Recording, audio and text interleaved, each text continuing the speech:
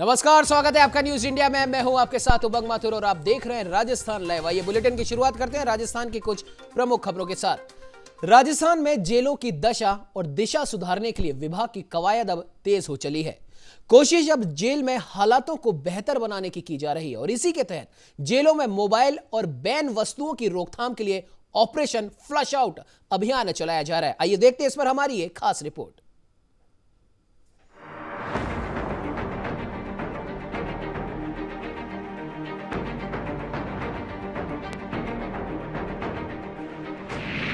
राजस्थान में अब सुधरेगी जेलों की दशा। जेलों में सुधार की नई पहल। पुलिस महानिदेशक जेल राजीव दासोत ने शुरू किया ऑपरेशन फ्लश आउट। प्रदेश भर की जेलों में ताबड़तोड़ कार्रवाई। मोबाइल और संदिग्ध वस्तुओं के लिए पहल शुरू। 21 नवंबर से शुरू हुआ था ऑपरेशन फ्लश आउट। 31 मार्च तक जारी रहेगा ऑपरेशन फ्लश आउट। अब तक प्रदेश की जेलों में 8,300 search operation, 120 mobile phone, SIM, charger और मादक पदार्थ जब्त। अक्सर आपने सुना होगा कि जेलों में हार्डकोर अपराधी मोबाइल चलाते हैं और मोबाइल से अपनी पूरी गैंग को ऑपरेट करते हैं, लेकिन यह व्यवस्था अब राजस्थान में बदलने वाली है। ऐसी घटनाओं को लेकर डीजी जेल राजीव दासोत बेहद सख्त हैं और इसी के चलते उन्होंने ऑपरेशन फ्लश आउट की शुरुआत की है। 21 नवंबर से इस पहल की शुरुआत हुई थी। करीब 3 महीनों में प्रदेश की 105 जेल और 40 खुली जेलों में अब तक 8,300 सर्च अभियान चलाए गए और इन अभियानों में हार्डकोर बंदियों से करीब 120 मोबाइल फोन, सिम, चार्जर, अफीम, गांजा सहित कई अन्य मादक पदार्थ भी बरामद हुए। तो वहीं जेलों के अंदर जेल प्रशासन की मिलीभगत से ही ऐसी संदिग्ध वस्तु पहुंचना संभव है। पहला उद्देश्य तो ये था कि जो जेलों से मोबाइल ऑपरेट हो रहे हैं उन पे रोकथाम की जाए। जेलों में जो मादक पदार्थ, चाहे अफीम हो, चरस हो, तंबाकू, बीड़ी, जर्दा, गुटखा, इन पे अंकुश लगे। दूसरा इसका महत्वपूर्ण उद्देश्य ये था कि जो कैदी वहाँ पर कंफर्ट जोन में रह रहे हैं, जो हार्डकोर अपराधी हैं, जो कि सुधरना नहीं चाहते और वहाँ से जो है आपराधिक गतिविधियों का संचालन कर रहे हैं, उन पर कड़ा नियंत्रण किया जाए और उनको अपने कंफर्ट जोन से बाहर निकाल के दूर दराज की जेलों में डाला जाए। तीसरा इसका उद्देश्य था कि जो पहली दोनों चीजें चल रही हैं, मोबाइल का आना और बंदियों का डॉन की तरह काम करना, ये जिन जेल कर्मियों की सांठगांठ, मिलीभगत और भ्रष्टाचार से चल रही हैं, उनके खिलाफ कार्रवाई करना। डीजी जेल राजीव दासोत ने बताया कि मुख्यमंत्री अशोक गहलोत ने जेल प्रशासन में भ्रष्टाचार, मिलीभगत और आपराधिक प्रवृत्तियों के प्रति जीरो टॉलरेंस की नीति अपनाने के निर्देश दिए थे। जेलों में निषिद्ध वस्तुओं के मिलने पर उत्तरदायित्व का निर्धारण किया गया। अवांछनीय वस्तुओं की तस्करी, सुविधाओं के नाम पर वसूली और अन्य आपराधिक वृत्तियों में लिप्त जेल कार्मिकों के खिलाफ कार्रवाई की गई। 300 के करीब सर्चेज हमने विभिन्न जेलों में लिए। राजस्थान में 105 जेलें और 40 खुली जेलें, 145 जेलें हैं। उसमें 8,300 के करीब सर्चेज ली हैं और उन सर्चेज में करीब 120 मोबाइल जो जेलों से चल रहे थे उनको बरामद करने में हमने सफलता प्राप्त की है। उसमें कई जो है सिम्स, चार्जर, ये चीज़ें भी बरामद हुई है, अफीम, चरस वगैरह भी बरामद हुई है। तो काफ़ी निषिद्ध पदार्थ इसमें बरामद हुए हैं और काफ़ी अंकुश इस पे लगा है। मैं ये तो नहीं कहता कि 100% इसमें हम अभी सफल हो गए, काफ़ी हमें कुछ करना बाकी है, लेकिन हम काफ़ी हद तक इसमें सफल रहे हैं। इसके अलावा ऐसे बंदी जो हार्डकोर अपराधी थे और जो मठाधीश या माफिया डॉन बने हुए थे जेलों में, उनको कंफर्ट जोन से निकाल के हमने जो है ट्रांसफ़र किया। ऐसे 64 बंदियों को ट्रांसफ़र हमने किया है। जैसे मुख्यालय द्वारा फ़र्क किया जा रहा है। घोड़े और गधे को हम एक लाठी से नहीं हाँक सकते, उनमें हमें डिफ्रेंशिएट करना पड़ेगा।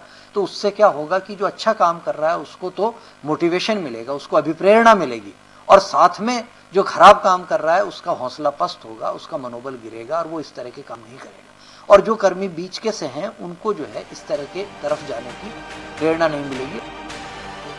जेल सुधार के लिए वाकई जेल प्रशासन की सराहनीय पहल है। ऑपरेशन फ्लश आउट से जेल में बंद हार्डकोर बंदियों में डर का माहौल बना है। तो वहीं ऐसे बंदियों की मदद करने वाले कर्मचारियों में भी अब हड़कंप मचा हुआ है।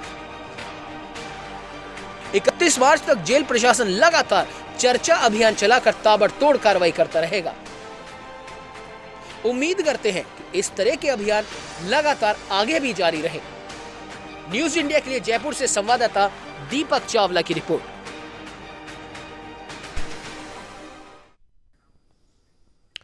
आइए बढ़ते हैं अगली खबर की ओर, जहां राजधानी जयपुर में दूदू एएसपी ज्ञान प्रकाश नवल के नेतृत्व में फुलेरा थाना पुलिस ने ब्लाइंड मर्डर का 3 घंटे में खुलासा कर 2 अभियुक्तों को हिरासत में लिया। आपको बता दें कि फुलेरा थाना अंतर्गत हिरनौदा गांव में एक व्यक्ति ने या तो आत्महत्या या किसी ने उसकी गर्दन काट दी, इसकी सूचना पुलिस को दी। सूचना पर एएसपी नवल सीओ कीर्ति सिंह ने मौके पर पहुंचकर इस बारे में जानकारी ली और उसके बाद FSL mobile unit, dog squad सहित एमओबी टीम को सूचना कर मौके से साक्ष्य जुटाए और पुलिस ने मात्र 3 घंटे में इस मामले का खुलासा कर मृतक की पत्नी और उसके प्रेमी को हिरासत में लेकर गहनता से पूछताछ की और यह पूछताछ अभी भी जारी है।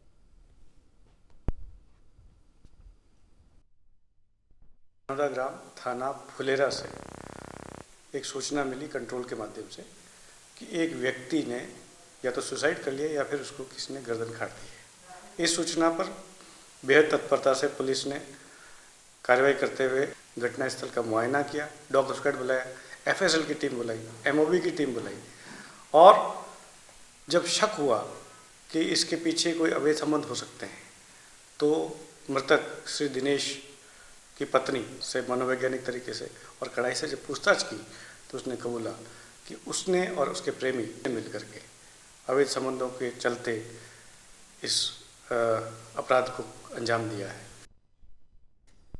तो जयपुर में दूदू विधानसभा क्षेत्र में लोकसभा अध्यक्ष ओम बिड़ला पहुंचे, जहां उन्होंने गुड़ा बेरसल गांव का दौरा किया और किसान संघ के राष्ट्रीय सह संगठन मंत्री गजेंद्र सिंह के आवास पर परिवार में हुई दुखांतिका पर शोक जताया। उन्होंने संघ प्रचारक के भतीजे के असामयिक निधन पर भी दुख जताया।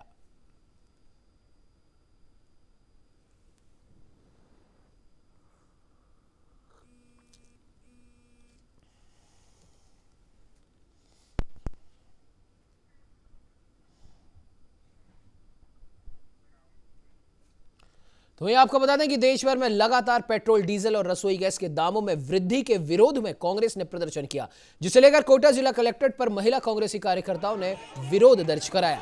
कोटा उत्तर निगम महापौर मंजू मेहरा ने बताया कि जिस तरीके से रसोई गैस के दामों में वृद्धि की गई है उससे गृहिणियों का बजट पूरी तरीके से बिगड़ चुका है। ऐसे में गैस सिलेंडर के दामों में कमी की जाए, अन्यथा महिलाएं दिल्ली तक जाकर आंदोलन करेंगी। तो वहीं पेट्रोल डीजल के दामों में हो रही बढ़ोतरी के विरोध में कार्यकर्ताओं ने ऊंट गाड़ी में बैठकर भी अपना विरोध जताया।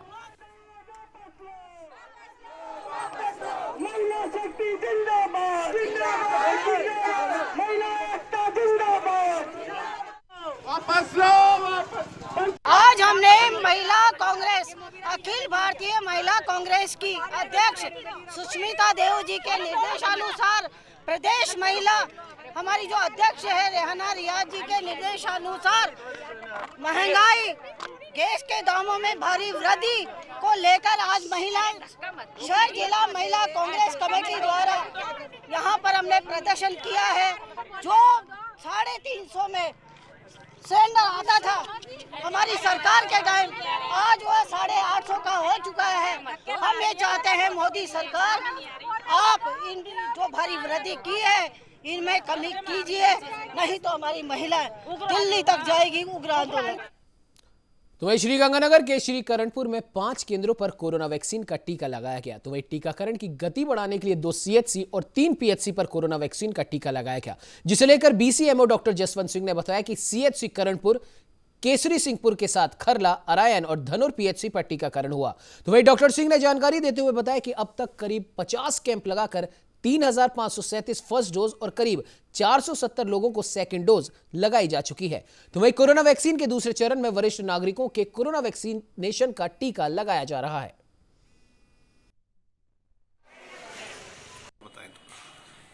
कोविड वैक्सीनेशन के लिए अभी हमारा तृतीय चरण चल रहा है, जिसमें हम 45 साल से लेके 59 साल की उम्र तक वाले वो नागरिक जो एक इनलिस्टेड सूची के अनुसार 20 बीमारियों से, गंभीर बीमारियों से ग्रसित हैं, उनको हम कोविड का वैक्सीनेशन लगा रहे हैं। इसके साथ ही 60 साल या उससे ऊपर वाले भारतीय नागरिक, उनको हम कोविड का वैक्सीनेशन कर रहे हैं। फिलहाल हमारे पास आज के दिनांक में 4 सेंटर चल रहे हैं कोविड वैक्सीनेशन के लिए।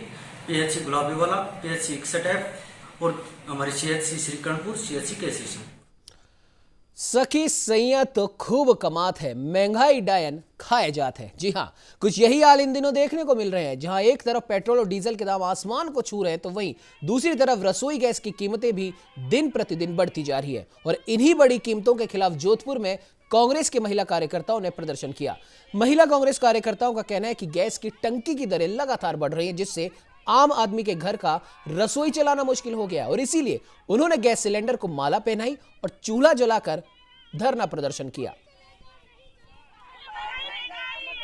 जोधपुर जिला महिला कांग्रेस अध्यक्षा एवं विधायिका मनीषा पवार जी के निर्देशानुसार आज 5 तारीख को जोधपुर कलेक्ट्रेट के अंदर सभी महिलाएं रसोई गैस की बढ़ती हुई दाम के खिलाफ में आज यह प्रदर्शन करने के लिए यहाँ इकट्ठी हुई है। जिस तरीके से मोदी सरकार द्वारा पूरे देश में डीजल के और रसोई गैस के दाम दिन ब दिन बढ़ाए जा रहे हैं, इसका सीधा सीधा असर आम जनता के ऊपर, आम गृहिणियों के ऊपर पड़ रहा है। जिस तरीके से आज रसोई गैस 850 के करीब पहुंच चुकी है, पेट्रोल डीजल 100 रुपये के पास पहुंच चुका है। हम लोग किस तरीके से अपना घर चलाएं, किस तरीके से अपने बजट को तय करें। कोरोना वायरस के चलते आज पूरे देश और दुनिया के अंदर बेरोजगारी का आलम है, सारे व्यापार ठप पड़े हैं। इस सब के बावजूद मोदी सरकार बिल्कुल भी संवेदनशीलता नहीं रखते हुए लगातार जो दाम बढ़ा रही है। तो वह जयपुर जिले के फुलेरा थाना क्षेत्र के ग्राम पंचायत हिरनौदा में एक युवक की गला रेत कर हत्या कर दी गई, जिससे इलाके में सनसनी फैल गई और इसकी सूचना पर फुलेरा थाना पुलिस ने FSL टीम को मौके पर बुलाकर घटना स्थल से साक्ष्य जुटाए, जहां से पुलिस ने संदेह के आधार पर एक युवक को पूछताछ के लिए हिरासत में लिया। फिलहाल पुलिस ने शव को मोर्चरी में रखा कर अपनी जांच में आगे बढ़ गई है।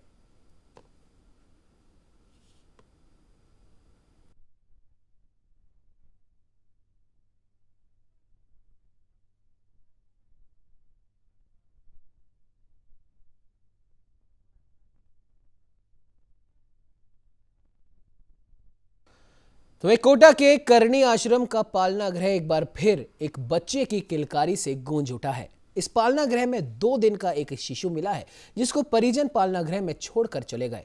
नवजात शिशु के मिलने की जानकारी सायरन बजने के बाद पालना शिशु गृह के अधीक्षक मेघा गुप्ता को मिली, जिसके बाद मेघा ने शिशु को अपने संरक्षण में लिया और उच्च अधिकारियों को इसकी जानकारी दी। बाल कल्याण समिति के अध्यक्ष कनिज फातिमा ने बताया कि शिशु कमजोर स्थिति में था और शायद इसीलिए तत्काल ही उसे निजी अस्पताल में भी पहुंचाया गया। तारीख की रात को ही एक पालना गृह में श्री करणी नगर शिशु गृह में रात को एक किलकारी गूंजी और एक बालक पालने में आया।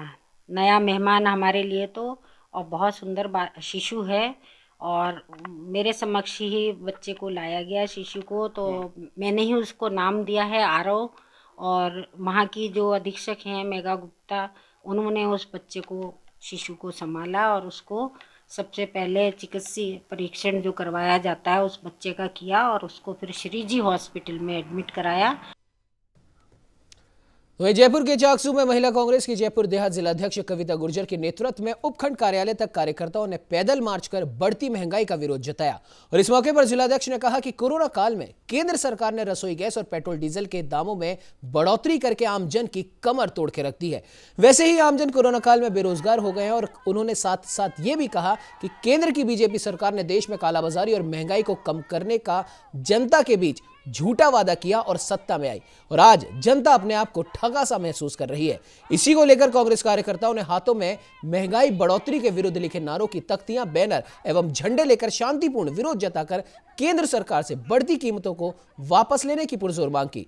केंद्र सरकार ने आमजन की कमर तोड़ दी है, ऐसा भी चाकसू में महिला कांग्रेस के कार्यकर्ताओं ने कहा। केंद्र सरकार ने जो महंगाई बढ़ाई है और खासतौर के जो गैस के जो दाम बढ़े हैं, ये बहुत ही गलत है। और आज हम जयपुर देहात महिला कांग्रेस की तरफ से एसडीएम साहब को ज्ञापन दिए हैं मोदी जी के नाम, और हम उनसे कहना चाहते हैं कि जो गैस सिलेंडर के जो दाम बढ़े हैं, ये इनको महिलाओं पे बहुत भारी, उनका रसोई का बजट बिगड़ा है। उनसे निवेदन करना चाहते हैं कि जो डीजल, पेट्रोल, गैस के दाम इनको वापस ले। और आज हम प्रदेश महिला कांग्रेस की तरफ से हमारी प्रदेश अध्यक्ष रेहाना रियाज जी के निर्देशानुसार जयपुर देहात महिला कांग्रेस की पूरी टीम ने आज एसडीएम साहब को ज्ञापन दिया है। वहीं जोधपुर विद्युत वितरण निगम लिमिटेड के बीकानेर संभाग से मुख्य अभियंता इम्तियाज बेग ने रावतसर के आईटी केंद्र में विद्युत अधिकारियों की एक बैठक ली। इस बैठक में मुख्य अभियंता ने बकाया बिजली के बिलों के भुगतान वसूली लक्ष्य पूर्ति करवाने, आम उपभोक्ताओं की बिजली समस्याओं को तुरंत हल करने और उपभोक्ताओं के साथ सलीके से पेश आने को कहा।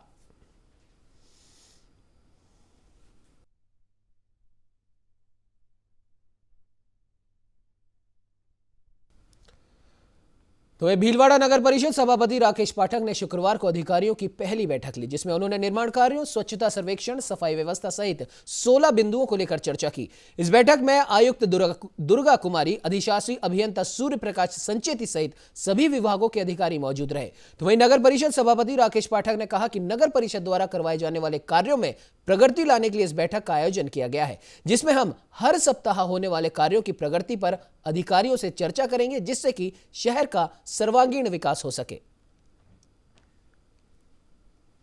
किया कि हर शुक्रवार को सुबह 11 बजे हम जितने अपने भीलवाड़ा नगर परिषद में अनुभाग है, सभी अनुभाग अधिकारियों को जो हमने पहले लक्ष्य दिए हैं उनमें अभी तक क्या काम हुआ है और आगामी हमारे क्या लक्ष्य है निर्धारित करने के लिए हमारी पहली बैठक थी। तो हमने सभी निर्माण, फायर और सभी अनुभागों को अपने अपने लक्ष्य निर्धारित किए कि हमें क्या क्या काम करने हैं और अभी तक इसमें क्या सुधार की आवश्यकता है, इन पर चर्चा की है। हर शुक्रवार को बैठेंगे हम, ताकि क्या है कि हर सोमवार को जो डीएलओज की बैठक हो। नागौर के जिला कलेक्टर डॉक्टर जितेंद्र कुमार सोनी खीवसर दौरे पर रहे, जहां उन्होंने कई विभागों की कार्यप्रणाली का जायजा लिया और ट्रक कर्मचारियों को काम में लापरवाही न बरतने के निर्देश दिए। इस दौरान डीएम ने नरेगा कार्य की प्रगति रिपोर्ट के दौरान कर्मचारियों की ओर से संतोषजनक जवाब न मिलने पर फटकार भी लगाई।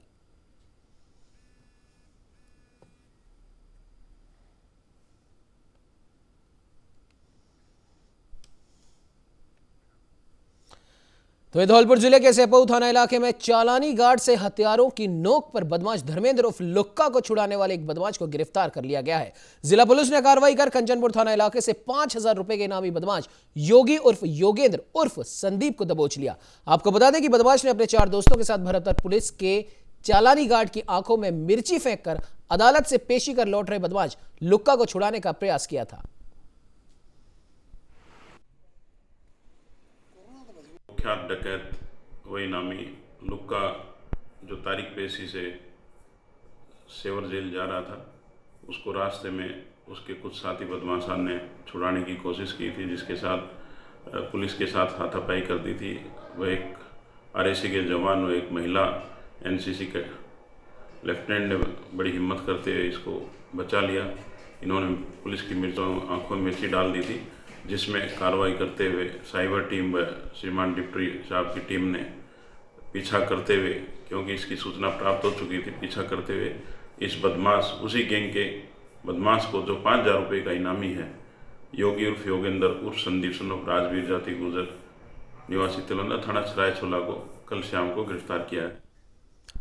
तो वहीं जालौर जिला मुख्यालय पर महिला कांग्रेस की ओर से घरेलू गैस सिलेंडर के दाम और पेट्रोल डीजल के भाव बढ़ने पर एक अनोखा विरोध प्रदर्शन किया गया। इस दौरान कलेक्ट्रेट के बाहर रोड पर चूल्हे पर चाय बनाकर इस विरोध प्रदर्शन को अंजाम दिया गया और अतिरिक्त जिला कलेक्टर सज्जन लाल गोयल को प्रधानमंत्री नरेंद्र मोदी के नाम ज्ञापन सौंपा। महिला कांग्रेस के नेताओं के साथ ही आम महिलाओं ने भी रोड पर चाय बनाई और सरकार के खिलाफ जमकर नारेबाजी की।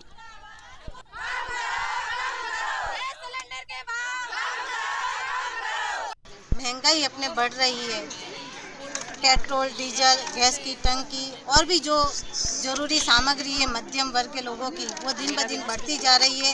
तो इस महंगाई के संबंध में आज जालौर जिले की सभी महिलाओं ने एकत्र होकर मोदी सरकार को ये संदेश दिया है कि जिस तरह जनता ने आप पर भरोसा करके आपको सत्ता में लाया, उसी तरह आप उनका विश्वास तोड़ के आज सभी वर्गों के किसान आज इतने दिन से धरने पे बैठे, उनकी अखिल भारतीय कांग्रेस कमेटी सुष्मिता देव जी और राष्ट्रीय अध्यक्ष रिहाना रियाज जी के निर्देशानुसार हमने आज जालोर हेडक्वार्टर पे धरना प्रदर्शन किया है। वो भी महंगाई और डीजल और पेट्रोल और गैस सिलेंडर के महंगाई के कारण ने हमने सब महिलाओं ने ये धरना प्रदर्शन किया है और ज्ञापन दिया है। अखिल भारतीय महिला कांग्रेस कमेटी के निर्देशानुसार महिला कांग्रेस कमेटी जालोर की ओर से महंगाई को लेकर धरना प्रदर्शन किया गया। धरना प्रदर्शन के दौरान विधानसभा प्रत्याशी जी मंजू मेडवाल जी, महिला कांग्रेस जिला अध्यक्ष शोभा जी एवं समस्त जालोर जिले की महिलाएं आज यहाँ एकत्रित हुई। और तो पाली जिले के वाली राज्यसभा सांसद ओम प्रकाश माथुर अपने आदिवासी क्षेत्र में गोद लिए गांव काकराड़ी पहुंचे, जहां ओम माथुर ने सांसद कोष और इंडियन ऑयल की तरफ से सीनियर सेकेंडरी स्कूल में लाइब्रेरी हॉल और 2 बड़े नवनिर्मित हॉल का फीता काटकर उद्घाटन किया। तो वही तीनों हॉल 50 लाख रुपए की लागत से बने हैं। और इस दौरान अपने संबोधन में बीजेपी के राष्ट्रीय उपाध्यक्ष ओम माथुर ने कई घोषणाएं की। उन्होंने हॉस्पिटल और विद्यालय भवन की 4 दीवारी का निर्माण करवाने की भी घोषणा की और इसके साथ ही घर घर पेयजल पहुंचाने के लिए पहाड़ पर सांसद कोटे से पानी की बड़ी टंकी बनवाने की घोषणा की। तो वहीं सांसद ओम माथुर ने राजकीय चिकित्सा नवीन भवन का भी अवलोकन किया।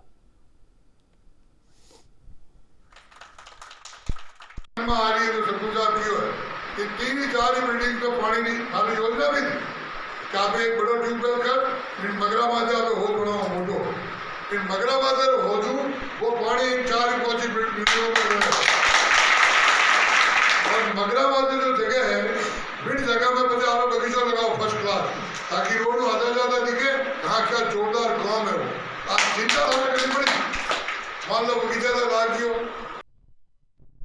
जाने माने फिल्म अभिनेता जितेंद्र की बेटी और फिल्म प्रोड्यूसर और बालाजी टेलीफिल्म्स की मालकिन एकता कपूर ने अपने साथी कलाकारों के साथ ख्वाजा गरीब नवाज की दरगाह में हाजिरी लगाई और गरीब नवाज के दर पर मखमली चादर और फूल पेश किए।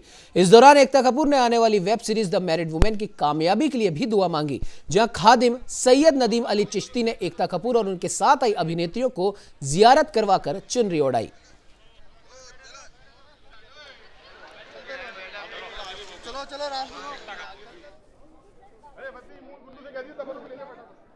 आज एकता कपूर आई थी और उनके साथ 2-3 कलाकार और थे। गरीब नवाज की बारगाह में अकीदत के फूल और चादर पेश की है। गरीब नवाज की बारगाह में उनके लिए दुआ की गई है और वो सीरियल की एपिसोड की कैसेटें देखी गई हैं द मैरिड वुमेन की, जो उनका नया सीरियल आ रहा है उसके लिए दुआ करवाई है। गरीब नवाज सीरियल को कामयाब करें और जो उनके साथ कलाकार थे गरीब नवाज उनको भी कामयाब करें और तरक्की अता फरमावें और ख्वाजा साहब फिर अपनी बारगाह में उन लोगों को बुलावें। इससे पहले भी कई सीरियल आए, उसके लिए भी दुआ। मुख्यमंत्री अशोक गहलोत, पूर्व मुख्यमंत्री वसुंधरा राजे और चिकित्सा और स्वास्थ्य मंत्री डॉक्टर रघु शर्मा ने कोविशील्ड का वैक्सीनेशन करवाया। जयपुर के एसएमएस अस्पताल से संबंध इन्फेक्शियस डिजीज इंस्टीट्यूट में कोरोना का यह टीका लगवाया गया। टीकाकरण के बाद मुख्यमंत्री गहलोत ही नहीं बल्कि पूर्व मुख्यमंत्री वसुंधरा राजे ने भी राजस्थान के कोविड मैनेजमेंट और टीकाकरण की प्रशंसा की, जिसके बाद चिकित्सा मंत्री डॉक्टर रघु शर्मा से खास बातचीत की। न्यूज इंडिया के संवाददाता नीरज शर्मा ने। प्रदेश के मुख्यमंत्री अशोक गहलोत और पूर्व मुख्यमंत्री वसुंधरा राजे ने आज टीकाकरण करवाया। चिकित्सा मंत्री डॉक्टर रघु शर्मा खुद यहाँ मौजूद रहे। विपक्ष ने भी राजस्थान में कोविड मैनेजमेंट की तारीफ की। सर, अब विपक्ष भी मान रहा है राजस्थान में अव्वल दर्जे का कोविड मैनेजमेंट। देखिए, हेल्थ इंफ्रास्ट्रक्चर की बात हो, हेल्थ मैनेजमेंट की बात हो, लोगों को चिकित्सा सुविधाएं उपलब्ध कराने की बात हो, इसमें राजनीति नहीं होनी चाहिए। ये इस बात का उदाहरण है कि मुख्यमंत्री जी या पूर्व मुख्यमंत्री जी दोनों का नज़रिया एक है और ये नज़रिया मतलब हेल्थ सेक्टर को पॉलिटिक्स से परे रखने का नज़रिया है। इसमें राजनीति होनी नहीं चाहिए। और मुझे अच्छा लगा कि जब हमारी पूर्व मुख्यमंत्री जी ने भी जो इंतजामात हमने डेवलप किए हैं पिछले 2 साल में, आज उन्होंने देखा उनको, और देखने के बाद उन्होंने उनकी भूरी प्रशंसा की है। तो निसंदेह अच्छा काम हुआ है। उनका सोच भी राजस्थान को हेल्थ इंफ्रास्ट्रक्चर की दृष्टिकोण से बहुत आगे ले जाने का है और हमारे मुख्यमंत्री जी ले जा रहे हैं। मुख्यमंत्री जी ने कहा 2 से 2.5 लाख वैक्सीनेशन रोज हो रहे हैं। देश का 25% राजस्थान के अंदर वैक्सीनेशन हो रहा है और वसुंधरा राजे भी इस चीज़ को मान गई। उन्होंने कहा वास्तव में बेहतरीन प्रबंधन हो रहा है और मैंने सारी चीज़ें देखी हैं आंखों से। बेहतरीन मैनेजमेंट कोविड का किया मुख्यमंत्री जी ने, सबको कॉन्फिडेंस में लेके किया और जो मृत्यु दर है उसको पूरे कंट्री में न्यूनतम रखा। किसी को भूखा नहीं सोने दिया, एक संकल्प के साथ। और हेल्थ इंफ्रास्ट्रक्चर को पूरे राजस्थान में इतनी मजबूती दी है कि 50 साल तक राजस्थान पीछे मुड़ के नहीं देखेगा हेल्थ सेक्टर के अंदर। तो जब पूर्व मुख्यमंत्री जी ने ये सब इंतजाम देखे, उन्होंने भी तारीफ की है। वैक्सीनेशन के मामले में पूरे कंट्री का 25% से ज़्यादा वैक्सीनेशन राजस्थान में हो रहा है। जो हमने साइट्स डेवलप की है, जो हमारा हेल्थ वॉरियर लगा हुआ है इस काम के अंदर, सब साधुवाद के पात्र है। कोई डरने की जरूरत नहीं है, कोई साइड इफेक्ट नहीं है। आज संदेश अपने आप दिया है, मुख्यमंत्री जी स्वयं यहाँ आए हैं, पूर्व मुख्यमंत्री जी यहाँ आई है, मैंने स्वयं ने लगाया है, हमारे अधिकारियों ने लगाया है। किसी तरह की भ्रांति नहीं होनी चाहिए। बजट भी सबसे ज्यादा हेल्थ सेक्टर पर इस बार दिया गया है और खासतौर पर बात करें, कल फिर से घोषणाएं हेल्थ सेक्टर को लेकर के की गई। मुख्यमंत्री जी का सोच पहले उन्होंने बता दिया, पहला सुख निरोगी काया, उसी थीम पे वो चल रहे हैं। निरोगी राजस्थान का कार्यक्रम इसीलिए उन्होंने दिया।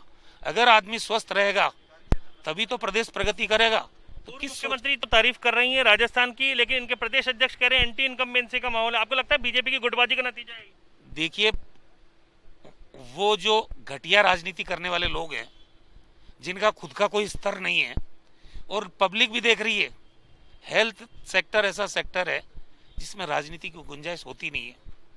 हमने जितना प्रबंधन किया, प्रधानमंत्री तारीफ कर रहे हैं, लेकिन ये जो दोयम दर्जे के नेता है बीजेपी के, वो लोग, उनका चश्मा दूसरा चढ़ा हुआ है, इससे वो वापस सत्ता में लौट के आने वाले नहीं है। वैक्सीन को लेकर भ्रांति बना रहे हैं, आम जनता से क्या अपील है?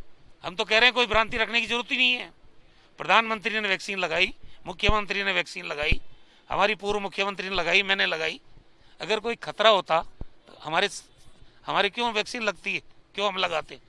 ये संदेश है अपने आप में कि जब मुख्यमंत्री राज्य का वैक्सीन लगाने यहाँ आएंगे या पूर्व मुख्यमंत्री ने लगाई है तो कोई भ्रांति रहनी नहीं चाहिए। प्रदेश के चिकित्सा मंत्री, सूचना जनसंपर्क मंत्री डॉक्टर रघु शर्मा ने कहा पूरे देश के मीडिया कर्मियों को वैक्सीनेशन होना चाहिए। मुख्यमंत्री अशोक गहलोत ने जो बात कही है उसका समर्थन उन्होंने किया है और यहाँ पर जो इन्फेक्शियस डिजीज इंस्टीट्यूट जो है, इसमें बेहतरीन प्रबंधन की मुख्यमंत्री अशोक गहलोत और पूर्व मुख्यमंत्री वसुंधरा सिंधिया ने तारीफ की है। साथ ही राजस्थान कोरोना के मैनेजमेंट में और टीकाकरण में सिरमौर है, देश भर में अव्वल है। पूरे देश का 25% कोरोना वैक्सीनेशन राजस्थान में हुआ है, यह दावा मुख्यमंत्री अशोक गहलोत ने किया। कैमरामैन दिनेश पारी के साथ नीरज शर्मा, न्यूज इंडिया, जयपुर। इस बुलेटिन में फिलहाल इतना ही। देश दुनिया की तमाम खबरों को जानने के लिए आप बने रहिए हमारे साथ और देखते रहिए न्यूज इंडिया।